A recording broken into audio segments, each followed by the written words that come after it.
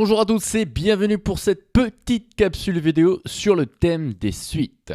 Aujourd'hui, nous allons voir comment démontrer une formule concernant la somme des premières puissances. Cette fameuse somme, c'est 1 plus q carré jusqu'à plus q à la puissance n.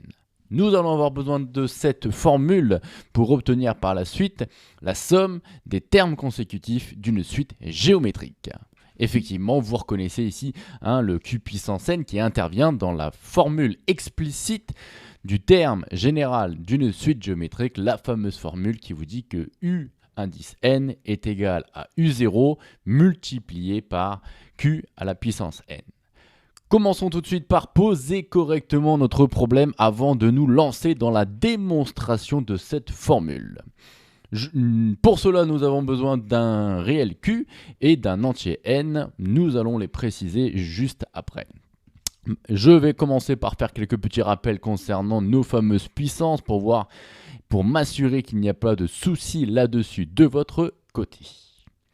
Alors déjà, q au carré, je rappelle bien sûr, c'est un grand classique, c'est q que je multiplie par lui-même, c'est-à-dire q fois q.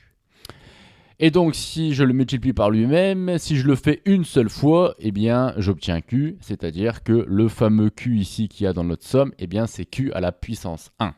Alors si là j'ai q puissance 2, si là j'ai q puissance 1, vous vous en doutez, le premier terme de notre suite, en réalité c'est q à la puissance 0, c'est fait exprès, et ça nous permet, concernant la somme que nous essayons de calculer, de dire que c'est en réalité les q à la puissance k, où l'exposant qui est ici en haut, qui est noté k, va de 0 jusqu'à n. Voilà comment on l'écrit avec la notation du sigma.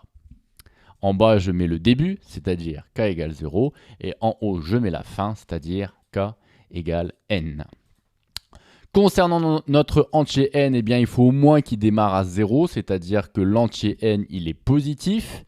Et concernant le réel q, mathématiquement, il y a un petit problème quand j'essaye de faire 0 à la puissance 0. Ça n'a pas beaucoup de sens de faire 0 à la puissance 0. Et donc, le réel q, je considère qu'il est non nul, c'est-à-dire différent de 0.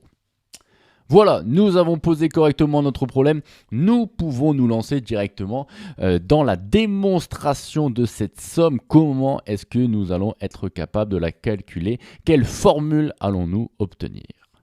Pour cela, nous allons utiliser un magnifique concept concernant les sommes de termes. Je vous le présente tout de suite. Rassurez-vous, rien de bien compliqué. Vous allez comprendre ça tout de suite. C'est ce qu'on appelle le concept de la somme télescopique.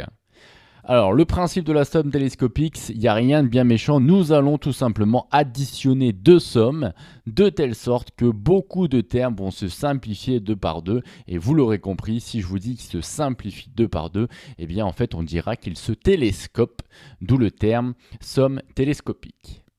Alors, comment faire en sorte pour que nos termes se simplifient 2 par 2? Nous allons voir ça tout de suite. Je reprends ma fameuse somme que nous avons vue ensemble, c'est-à-dire la somme S indice n.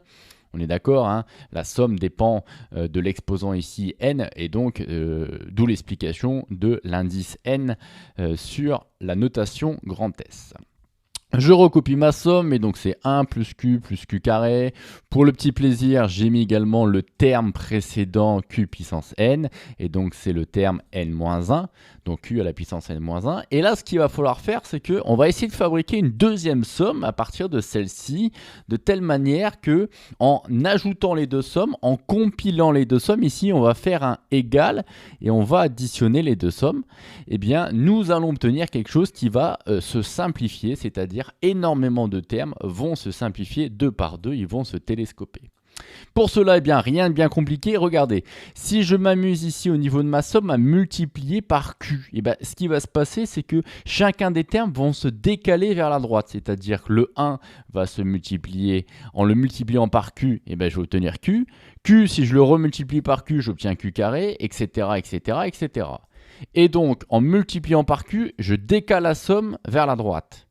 Et donc, si au passage, je multiplie par le moins, je vais avoir une somme décalée Mais tous les termes vont être négatifs. Et l'intérêt d'avoir tous les termes négatifs, c'est que quand je fais la somme des deux lignes, eh bien, les termes vont se simplifier puisque je vais avoir plus Q en haut et plus Q en bas. On va regarder ce que ça donne tout de suite. Je répète, nous multiplions par Q pour que la somme se décale vers la droite et nous multiplions par le moins de telle sorte que tout devienne négatif et donc qu'il se simplifie lors de l'addition. Donc voilà ce que ça donne. Le 1 se transforme en moins Q, le Q se transforme en moins Q carré, le Q puissance n-1 se transforme en moins Q puissance n, et mon Q puissance n qui est ici se transforme en moins Q à la puissance n plus 1. Voilà concernant la deuxième somme que je viens de fabriquer à partir de la première. On est d'accord, cette opération, je peux parfaitement la faire. À aucun moment, il m'est interdit de multiplier par moins Q. Une fois que j'ai fait ça, eh bien, je vous rappelle, nous allons additionner nos deux sommes. Qu'est-ce que ça donne? Regardons d'abord la partie droite de l'égalité. Ici, nous obtenons 1 pour la première colonne. Plus Q moins Q, ça fait 0. Q carré moins Q carré, ça fait 0. Ici, ça va faire 0. Q puissance n-1 moins Q puissance n-1, ça fait 0. Plus Q puissance n moins Q puissance n, ça fait 0. Et il reste ici mon fameux terme négatif, moins Q à la puissance n plus 1. Concernant la partie gauche, je vais avoir un certain nombre de fois le S indice n. Ici, en réalité, je l'ai une fois. Là, je l'ai moins Q fois. Je l'ai donc une moins Q fois avec des parenthèses.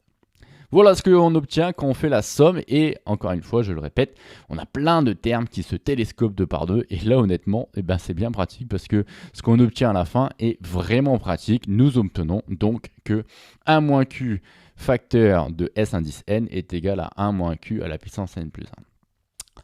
Voilà pour la première étape de notre démonstration. Arrivons maintenant à la question de comment faire pour obtenir notre S indice n. Je vous rappelle, c'est notre objectif d'obtenir cette somme. Pour cela, je vous rappelle, quand vous avez une égalité, que vous voulez obtenir l'expression de quelque chose, par exemple l'expression de x, quand vous résolvez une équation, eh bien l'idée c'est d'avoir x égale, ou éventuellement d'avoir quelque chose égal à x. Ici, en l'occurrence, le S indice n, il est à la gauche de mon égalité, donc je vais faire en sorte de l'isoler, de faire en sorte qu'il se retrouve tout seul. Pour cela, il faut que le 1 moins Q change de place et se retrouve à la droite. C'est une multiplication ici qu'il y a entre les deux facteurs. Et donc, pour évacuer cette multiplication par 1 moins Q, vous le savez tous et toutes, eh bien, il va falloir que je divise par 1 moins Q. Et là, généralement, beaucoup d'élèves vont tomber dans le panneau. Ils vont se dire, bah, allons-y, divisons par 1 moins Q. Mais je vous rappelle, et il est important de le savoir, qu'il est, il est interdit de diviser par 0. Et donc ici, en divisant à gauche et à droite par mon 1 moins Q, potentiellement je vais diviser par 0. Et donc pour répondre correctement à la question qui nous a été posée, eh bien, il va falloir faire ce qu'on appelle une disjonction de cas. Excusez-moi, je le répète, une disjonction de cas, c'est-à-dire premier cas, voilà ce qui se passe quand tout se passe bien, c'est-à-dire que le Q est différent de 1 et donc je ne suis pas en train de diviser par 0. Et qu'est-ce qui se passe dans mon second cas quand Q est égal à 1. Premier cas, on est parti, eh bien, si Q est différent de 1, et donc je peux diviser par mon 1 moins Q, j'obtiens que S indice n est égal à 1 moins Q à la puissance n plus 1, le tout divisé par mon 1 moins Q. Voilà, nous avons gagné, voici la formule obtenue à partir de notre somme de départ. Deuxième situation, et là c'est vraiment pour le plaisir, qu'est-ce qui se passe quand j'ai Q est égal à 1, et bien je reviens un petit peu au-dessus, et bien je vais avoir en fait 1 plus 1 plus 1 à la puissance au carré, plus, et bien en fait aux dernières nouvelles, la puissance c'est répéter la même multiplication. Si je fais 1 fois 1 fois 1 fois 1 fois 1 fois 1, je suis toujours en train d'obtenir 1, et donc ici dans ma somme, eh bien j'ai uniquement des 1. Alors la fameuse question qui est pertinente, c'est de savoir en fait j'en ai combien. Eh bien si on regarde au niveau des indices, nous allons de 0 jusqu'à n, et donc ça c'est une erreur classique. Quand je vais de 1 jusqu'à n, eh bien j'ai n termes, et donc étant donné qu'on démarre la numérotation à 0, j'en ai n plus 1. Et donc, je vais répéter cette fameuse addition par 1 que je fais n plus une fois. Eh bien, si par exemple, j'ai 1 plus 1 plus 1 que je le fais 10 fois, bon, dernière nouvelle, ça fait 10. Et donc, si je l'ai n plus une fois, eh bien, cette somme est tout simplement égale à n plus 1. Voilà!